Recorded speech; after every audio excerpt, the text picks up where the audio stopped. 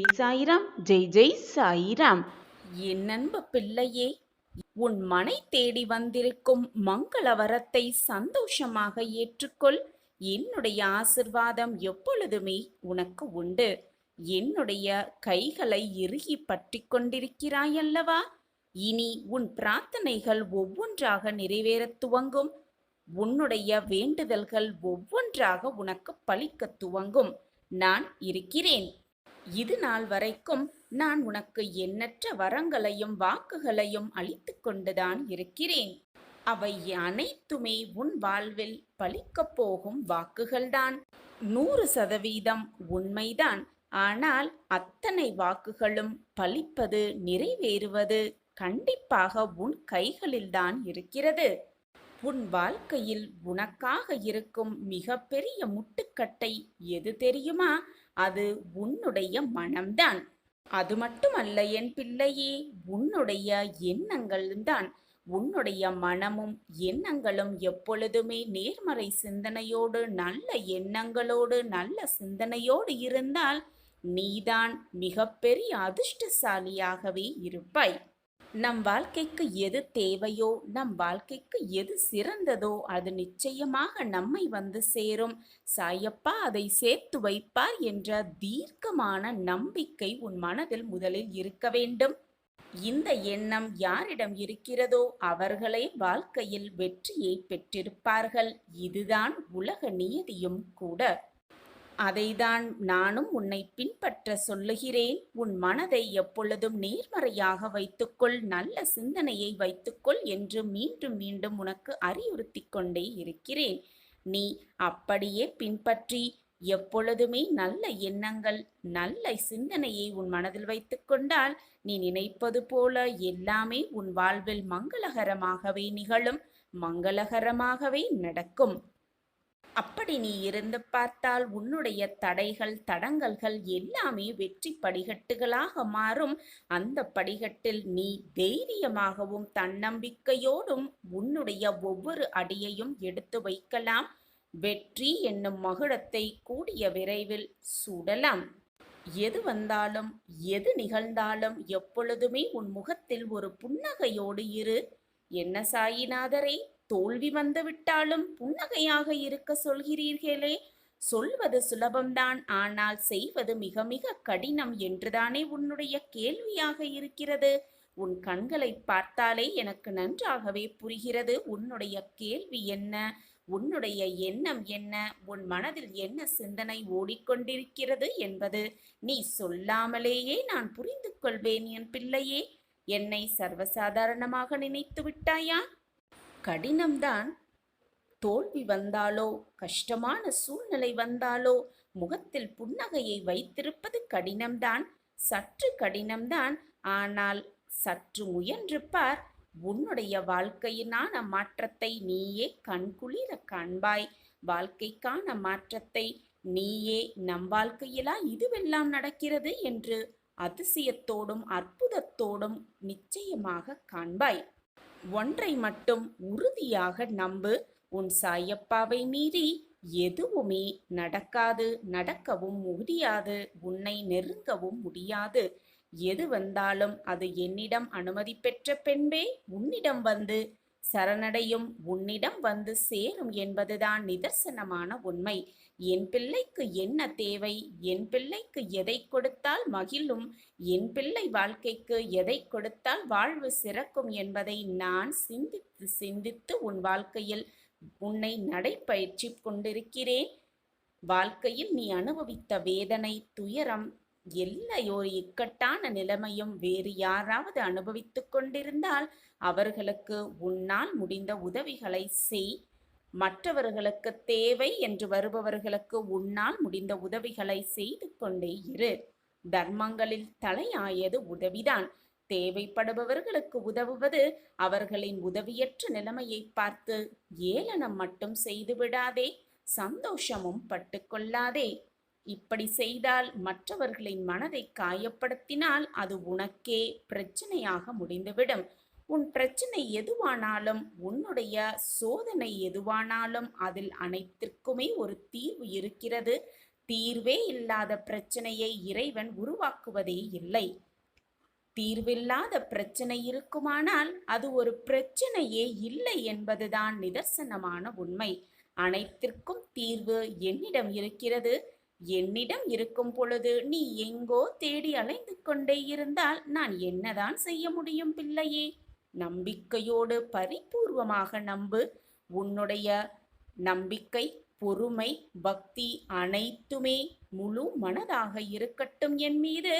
நான் உனக்கு எப்பொழுதுமே வழித்துணையாக, பக்கபலமாக எப்பொழுதுமே இருந்து கொண்டே இருப்பேன். எவ்வளவு வசதியாக வாழ்கிறோம் என்பதல்ல வாழ்க்கை, எப்படி மகிழ்ச்சியாக வாழ்கிறோம் என்பதில் இருக்கு அழகிய வாழ்க்கை. எதிர்பார்ப்புக்கும் ஏமாற்றத்திற்கும் இடைப்பட்ட சுவாரஸ்யமான சம்பவங்களே வாழ்க்கை. நீ எதிர்பார்க்காமல் இருந்தாலே ஏமாற்றத்தை முற்றிலுமாக தவிர்த்து விடலாம். எதிர்பார்த்து கொண்டே இருக்காதே. அப்பொழுதுதான் நீ எதிர்பார்ப்பது கிடைக்கவில்லை என்றால் மிகப்பெரிய ஏமாற்றமாக முடிந்துவிடும். எது நடந்தாலும் நடப்பது நடக்கட்டும், போவது போவட்டும், வருவது வரட்டும் என்று இருந்து பார். ஏமாற்றமே உன் வாழ்க்கையில் இருக்கவே இருக்காது. நடப்பது அனைத்தும் நன்மைக்கே என்பதை தீர்க்கமாக நம்பு. நடப்பது அனைத்துமே அப்பாவின் கட்டளைப்படிதான் நடக்கிறது, அப்பாவின் திட்டப்படிதான் நடக்கிறது என்பதை தீர்க்கமாக முடிவு செய்து கொள். எப்பொழுதுமே மற்றவர்களோடு அன்பாக இரு. அன்பு காட்டாத மனமும் எதிலும் சமரசம் செய்து கொள்ளாத குணமும் கொண்ட எந்த ஒரு நபராலும் வாழ்வில் இனிமையை உணரவே முடியாது. அன்பினால் மட்டுமே உணர்வுகள் செழிக்கும். சமரசத்தினால் மட்டுமே உறவுகள் நிலைக்கும். இதுதான் வாழ்க்கையின் சாராம்சம். இதை உணர்ந்து செயல்பட்டால் மட்டுமே வாழ்வு இனிமையாகும். உன் வாழ்க்கையை நான் இனிமையாக்குவேன். சந்தோஷமாக இரு, தைரியமாக இரு. எப்பொழுதுமே தர்மத்தின் படி செல். எது வந்தாலும் தவறான பாதையில் மட்டும் செல்லாதே. நான் உனக்கு துணையாக இருப்பேன். 8 திக்கிலும் இருந்து என்னுடைய கைகள் எப்பொழுதுமே உனக்கு ஆசீர்வாதம் செய்து கொண்டே இருக்கும். நீ எதிர்பார்ப்பதை விட அழகாக உனக்கு மாற்றியமைக்க உன் சாயப்பா முடிவு செய்துவிட்டேன். இனி நான் நினைப்பது எல்லாமே உனக்கு நடக்கும். சாதகமாக நடக்கும். சர்வ நிச்சயமாக நடக்கும். இருள் நீங்கி பிரம்ம முகூர்த்தம் உன் வாழ்வில் ஆரம்பமாக போகிறது. அப்படியே உன்னுடைய கஷ்டங்களும் பிரச்சனைகளும் முடிந்து போகும் நிலைமை வரும். எல்லா துன்பங்களும் விலகி புத்துணர்வோடு நீ வாழப்போகும் அந்த அருமையான வாழ்க்கை உனக்காக காத்திருக்கிறது. சந்தோஷமாக இரு, தைரியமாக இரு. நான் இருக்கிறேன் அனைத்திற்கும் சாட்சியாக. இன்பமும் துன்பமும் கலந்து வருவதுதான் வாழ்க்கை. இன்பம் மட்டுமே இருக்கிறதே என்று யாராவது வருத்தப்படுபவர் இருக்கிறார்களா? துன்பம் மட்டுமே இருந்து கொண்டிருக்கிறார்களே என்று வருத்தப்படுபவர்கள்தான் இவ்வுலகில் ஏராளமாக இருக்கிறார்கள். எனவே எது வந்தாலும் மனதை சமமாக வைத்துக்கொள். எது வந்தாலும் சாயப்பா பார்த்து கொள்வார் என்ற நம்பிக்கை எண்ணத்தோடு இரு. நீ நினைப்பதற்கு மேலாகவே எல்லாம் உன் வாழ்வில் சுகமாக நடக்கும். சுமையாக எதுவும் இருக்காது. எனவே உன் திறமையை உன் மீது செயல்படுத்தி தைரியமாக செயல்படு. நீ நினைப்பதற்கு மேலாக உன் வாழ்க்கையில் எல்லாம் உனக்கு ஜெயமாகவே அமையும். நான் உன் அருகில் இருந்து கொண்டு உனக்கான அனைத்தையும் செய்து கொண்டே இருப்பேன். மற்றவர்கள் உன்னை எப்படி நினைக்கிறார்கள் என்பது முக்கியமே அல்ல. அதை நினைத்து நீ கவலைப்பட வேண்டிய அவசியமும் அல்ல. நீ உன்னை எப்படி நினைக்கிறாயோ என்பதுதான் மிக மிக முக்கியம். நீ உன்னையே எப்படி நினைத்துக் கொள்கிறாய் என்பதுதான் உன்னுடைய வாழ்வில் மிக மிக முக்கியமாகவே இருக்கும். உன் வாழ்வில் முன்னேற்றம் அடைய வேண்டுமென்றால், உன் வாழ்வில் நீ வெற்றியடைய வேண்டுமென்றால் உயர்ந்த செயல்களோடு உன்னை இணைத்து கொண்டே இரு. உன் எண்ணம் எப்பொழுதும் நல்லதாகவே இருக்கட்டும். உன்னுடைய செயல்களும் நல்லதாகவே இருக்கட்டும். உயர்ந்த செயல்களோடு நீ இணைந்து கொண்டால் நீ நினைப்பதற்கு மேலாக உன் வாழ்க்கையில் எல்லாம் உன்னை சூழ்ந்து வரும். கெட்ட நேரம், கெட்ட காலம், எல்லாம் கஷ்டமான சூழ்நிலை, வருவது எல்லாம் போராட்டமான வாழ்வு என்று வரும்போது நல்ல காலம், நல்ல நேரம், சந்தோஷமான சூழ்நிலை, சந்தோஷமான மனநிலை என்ற காலம் வராமலா போய்விடும்? சற்று சிந்தித்துப் பார். மாற்றம் மாறிக்கொண்டேதான் இருக்கும். அப்படி இருக்கும் பொழுது கஷ்டம் மட்டும் நிரந்தரமாக உன்னிடமே இருந்து விடுமா? அல்லது கெட்ட நேரம் மட்டும் உன்னிடமே அப்படியே இருந்து விடுமா? வாழ்க்கை சக்கரத்தில் எல்லாம் சுழன்று கொண்டுதான் இருக்கும். வாழ்க்கையில் மாற்றம் நிகழ்ந்து கொண்டேதான் இருக்கும். சிலவற்றுக்கு காலம் பதில் சொல்லும். அதுவரை காத்து கொண்டிரு. காத்திரு, பொறுமையாக காத்திரு. அனைத்திற்கும் காலம் அதற்கான தக்க பதிலை கொடுக்கும் என்ற நம்பிக்கையோடு காத்திரு. நீ எதிர்பார்த்தது எல்லாம் உனக்கு நீ எதிர்பாராத நேரத்தில் உனக்கு நடத்தி வைக்க நான் உனக்கு உறுதுணையாக எப்பொழுதும் இருந்து கொண்டே இருப்பேன் என்பதை மட்டும் எந்த நொடியும் மறந்து விடாதே, மறுத்தும் விடாதே. உன் சாயப்பா உனக்கு என்ன தேவை? எதை கொடுத்தால் நீ மகிழ்வாய்? எதை கொடுத்தால் உன் முகத்தில் ஆனந்த கண்ணீர் வரும் என்பது எனக்கு நன்றாகவே தெரியும். எனவே நீ எதை நினைத்தும் பயப்பட வேண்டிய அவசியமே இல்லை. ஒன்றை நன்றாக புரிந்து கொள் என் பிள்ளையே. தவறு செய்பவர்களை திருத்தி விடலாம், ஆனால் அதை நியாயப்படுத்துபவர்களை ஒருபோதும் திருத்தவே முடியாது. தவறு செய்துவிட்டு அதற்காகத்தான் நான் இந்த தவறை செய்தேன், இல்லையென்றால் நான் தவறு செய்திருக்கவே மாட்டேன் என்று நியாயப்படுத்துபவர்களை ஒருபோதும் நம்பிவிடாதே. அவர்கள் திருந்தவே மாட்டார்கள். சரியாக வாழ கற்றுக் கொடுக்கின்ற ஒவ்வொரு வழியும் மிகப்பெரிய ஆசானாகவே இருக்கக்கூடும். வலியாக இருக்கிறதே, வேதனையாக இருக்கிறதே, போராட்டகலமாக வாழ்க்கை சென்று கொண்டே இருக்கிறதே என்று சோர்ந்து விடாதே. அதுதான் உனக்கு மிகப்பெரிய ஆசானாகவே இருக்கும்.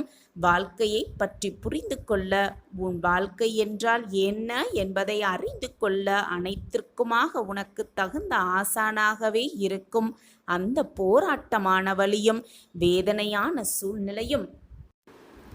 ஒன்றை நன்றாக புரிந்து கொள். நீ கொடுத்தது உண்மையான அன்பென்றால், கொடுத்தது உண்மையான அன்பாக இருக்கும் பட்சத்தில் விலகி சென்றாலும் கூட அது நம்மை நல்வழிப்படுத்துவதற்காகத்தான் விலகி சென்றிருக்கிறது என்பது உனக்கு புரியும். நிச்சயமாக உனக்கு புரியும். என் அன்பு பிள்ளையே, உன்னை சுற்றி இருப்பவர்கள் என்ன நினைக்கிறார்கள் என்று கவலையே படாதே. இந்த உலகம் உன்னை என்ன நினைக்கும் என்று வருத்தப்பட வேண்டிய அவசியமே இல்லை. உன்னுடைய மனம், உன்னுடைய உள்ளம் என்ன நினைக்கிறது என்பதுதான் வாழ்க்கையில் நீ வெற்றியடைவதற்கான சூட்சும ரகசியமாகவே இருக்கும். இனிதான் உன் சாயியின் ஆட்டம் ஆரம்பமாக போகிறது. மிகப்பெரிய சிக்கல் இன்றோடு தீரப்போகிறது. இப்படித்தானே பாபா தினமும் சொல்லிக்கொண்டே இருக்கிறீர்கள்? என் மனதை ஆறுதல் படுத்துவதற்காகவும், என்னுடைய வேண்டுதல் கிடைத்துவிடும், பலித்துவிடும் என்றும், நல்லது நடக்கும் நல்லது நடக்கும் என்றும் தினமும் சொல்லிக்கொண்டே இருக்கிறீர்களே, ஆனால் எதுவுமே நிகழவில்லையே, எந்த மாற்றங்களும் நடைபெறவில்லையே என்றுதானே கேட்கிறாய்? இது தினம்தோறும் கூறும் ஆறுதல் வார்த்தைகள் போலத்தானே இருக்கிறது. என் பிள்ளையே, இது உனக்கான ஆறுதல் வார்த்தைகள் அல்ல. அதுவும் என் பிள்ளைகளுக்காக நான் ஆறுதல் வார்த்தைகள் எப்பொழுதும் கூறுவதும் அல்ல. இப்பொழுது நீ இதை கேட்டுக்கொண்டிருக்கிறாய் அல்லவா? இந்த வார்த்தைகள் உனக்காகவே, உனக்காக மட்டுமே கூறப்படும் வார்த்தைகள், சொல்லப்படும் வார்த்தைகள். உங்களின் பிள்ளைகள் அனைவருக்கும் இது கேட்கத்தானே செய்யும். இந்த வாக்குகள் போய் சேரதானே செய்யும். அப்படி இருக்கும் பொழுது உனக்கு மட்டுமே உரித்தான வாக்குகள் என்று எப்படி சொல்கிறீர்கள் சாயிநாதரே என்றுதானே உன்னுடைய அடுத்த கேள்வி. என் பிள்ளையே, என்னை சுற்றி இருப்பவர்கள் எல்லோருமே என்னுடைய செல்ல பிள்ளைகள்தான். இந்த உலகத்தில் இருக்கும் அனைவருமே என்னுடைய பிள்ளைகள்தான். ஆனாலும் இந்த வாக்கு ஒரு குறிப்பிட்ட சில நபரை மட்டும்தான் போய் சேர்கிறது. அதை என்னை சுற்றி இருப்பவர்களும் சரி, 100 மைலுக்கு அப்பால் இருப்பவர்களுக்கும் சரி, என்மேல் முழுமையாக நம்பிக்கையும் விசுவாசமும் அன்பும் வைத்திருப்பவர்களுக்கு மட்டுமே இந்த வாக்கு போய் சேரும். அதில் நீயும் ஒருவர்தான். இது உனக்கு மட்டுமே சொன்ன வார்த்தைகள். உனக்கு மட்டுமே பலிக்கப் போகும் வார்த்தைகள். இனிதான் என்னுடைய ஆட்டம் உன் வாழ்வில் ஆரம்பம். உன் சிக்கல், மிக பெரிய சிக்கல் இன்றோடு தீரப்போகிறது. இது சர்வ நிச்சயமாக நடக்கும். உன் வேண்டுதல்களெல்லாம் பலிக்கும். நிரந்தரமான நன்மை உனக்கு கிடைக்கும். வாழ்க்கையில் பாதிக்கப்பட்டவனும் சோதிக்கப்பட்டவனும் பாவப்பட்டவன் அல்ல, பக்குவப்பட்டவன் என்றுதான் அர்த்தம். அவன் வாழ்க்கையில் மீண்டும் எப்படி சாதிக்கலாம் என்ற அனைத்தையும் அவன் பக்குவ மனதோடு பெற்றிருக்கிறான் என்றுதான் அர்த்தம். என்னுடைய சங்கல்பம், என்னுடைய ஆசிர்வாதம், என்னுடைய பாசம் யாருக்கு முழுமையாக இருக்கிறதோ, இந்த நேரம் யாருக்கு முழுமையாக கிடைக்கிறதோ அவர்களுக்கு மட்டுமே இந்த வாக்கு போய் சேரும். அதில் உண்மையிலும் உண்மை. என் கண்கள் உனக்கு நிச்சயமாக ஒரு பதிலை கொடுக்கும். உன் போராட்டங்களுக்கான தீர்வை என் கண்கள் கொடுக்கும். அனைத்து கஷ்டத்திலிருந்தும் விரைவில் வெளிவந்து விடுவாய். மனதில் ஏதேதோ கோரிக்கைகளை வைத்துக்கொண்டு, ஏதேதோ பிரார்த்தனைகளை வைத்துக்கொண்டு என்னிடம் வந்து வேண்டுகிறாய்.